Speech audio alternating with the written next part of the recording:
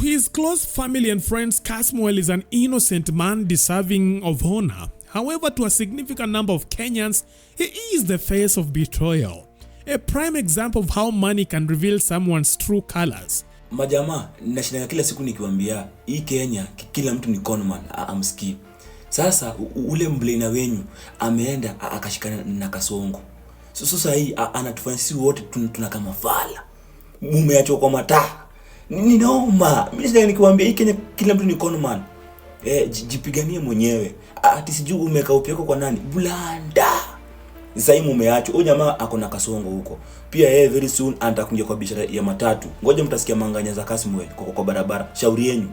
If today's photos with President William Ruto could speak, they would scream that Kasmuel is a reincarnation of Judas Iscariot, the disciple who sold Christ for 30 pieces of silver. By being spotted with the president, Kenyans are now convinced that the eloquent, stylish activist has sold out the youths just to cozy up with the government. Kasmuel, why? Why aren't these the same people who killed Gen Zs in cold blood and benefited from it? Why? Is it money? So ungeanza any biz will support you. Kasmuel McOure's. You have hurt Kenyans who believed in you in a way that you will never imagine. Blasted Morara Kebaso expressing the collective disappointment of many.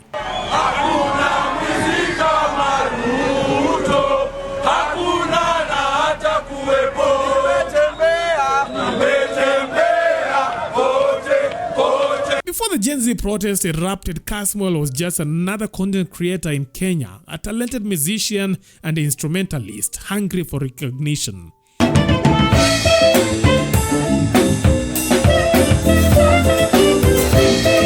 Despite being part of the boys band Kaskazini and featuring in Saudi Soul's song Extravaganza, Kasmuel's star wasn't shining. It wasn't until 4 years later, with a new president in office, that an opportunity presented itself. This opportunity came disguised as a revolt against the government, as youths took to the streets to demonstrate. Now Kasmuel stood out with his ever-stylish three-piece suits. His presence commanded attention and people paid for it. Viva, viva, viva, viva, Viva, viva, viva, Ruto, hakuna na hata kuwepo.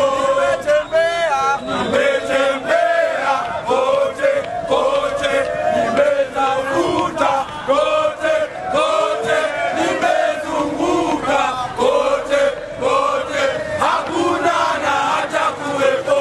His vocal personality at various protests captivated Kenyans, earning him comparisons to Tom Mboya and Martin Luther King Jr. Na serikali mkiwa na hiyo mchezo yenyu, musiguze Kaskazini Kasmuel. Haki yako mkiguza hako mkiguza. Sitaki niwatishie, lakini mkiguza Kaskazini Kasmuel mtawatambua. I promise. Hako musiguze, wachaneni nako venye kako, muache Kasmuel kakae venye kako. Najua kana wapea stress, but wacha kawapea stress hivyo. I know.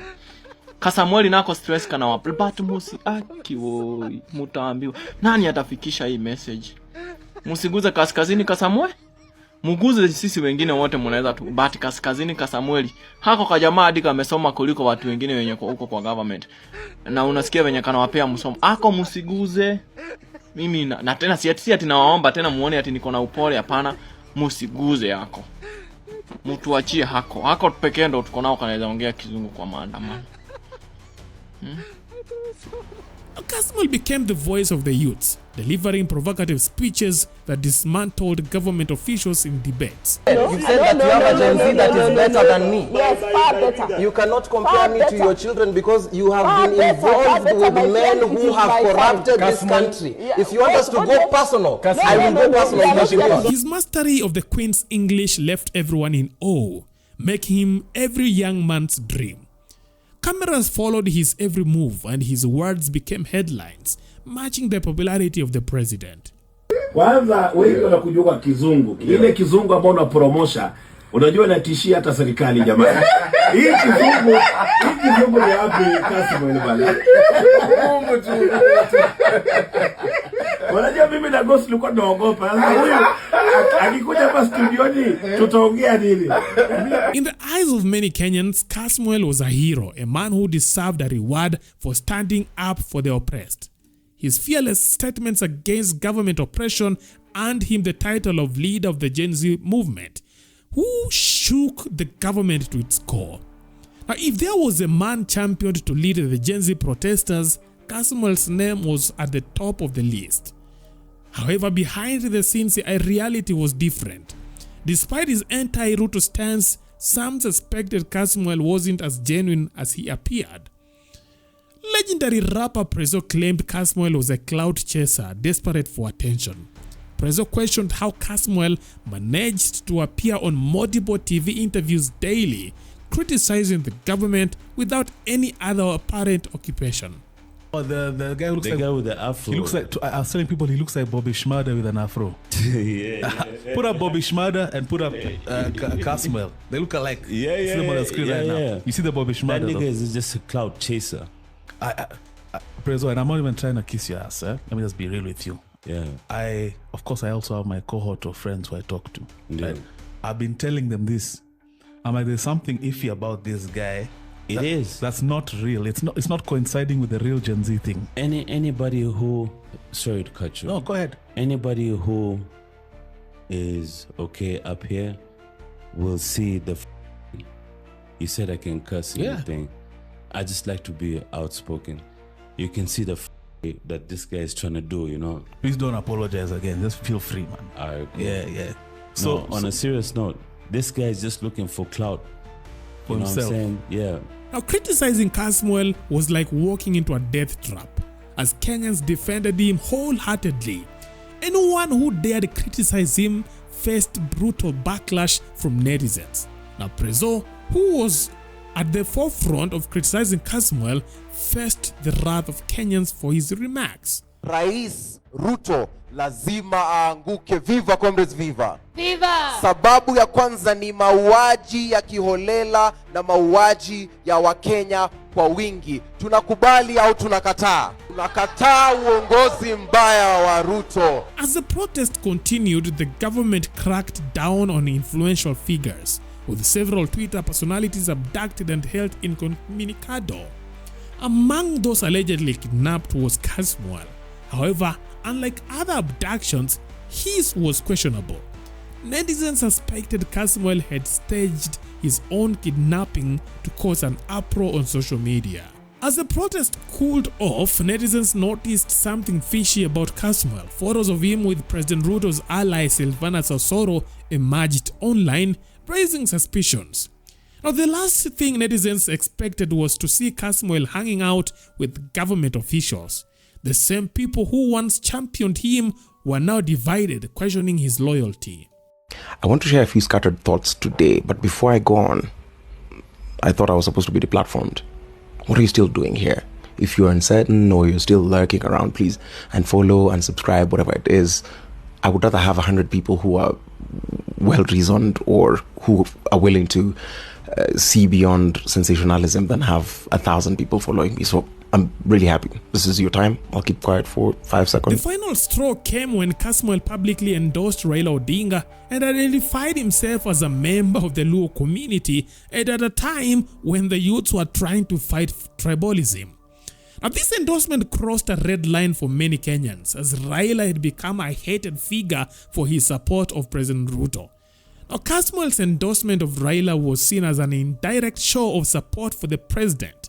On the other side, Raila Odinga faced unprecedented levels of animosity, with Sabaoti MP Caleb Amisi remarking that in Kenya's history, he had never witnessed such intense hatred directed at Raila Odinga as he had during this period. Now, Raila represented that kind of change. In not any other time in history have I ever observed, witnessed, seen, and encountered such hatred and venom against Raila than now. I've never witnessed at a time when Kenyans can hate Baba so bitterly to a point that they don't even want him to win anything, including the chairman of not even AU. They don't want even him to even the chairman of Ketodip. They'll not even want Raila to win that seat. After weeks of protests and government violence against demonstrators, Kasmuel siding with the government was seen as a betrayal.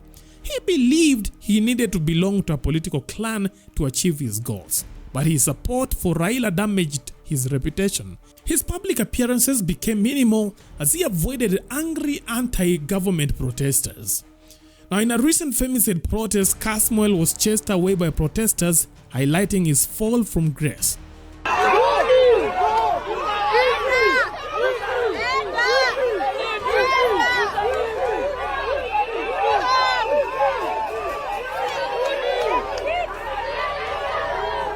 Before the year ended, Kasmuel had fully evolved from a freedom fighter to a government sellout. Now, videos and photos of him joyfully greeting President Ruto, whom he once criticized, left netizens regretting ever supporting him. We present to you one of the most renowned actors and sellouts, Kasmuel McOure's. The handshake with President William Ruto wasn't shocking. It was the grand finale. The meeting with Raila Odinga sealed the deal, and he named his prize, reacted one Kenyan. Now, despite the finger pointing, Kasmuel maintains that the enemy is bad leadership, and he will do everything possible to ascend to power, even if it means dining with the oppressors of the day. Because if we don't have a bullet revolution, we need to have a ballot revolution. And for us to get a ballot revolution, we have to do the work. We have to get on top of the cars. We have to do the exposés. We have to do the groundwork. You have to go and interact with the people and tell them this is what we believe Kenya should look like. And what are the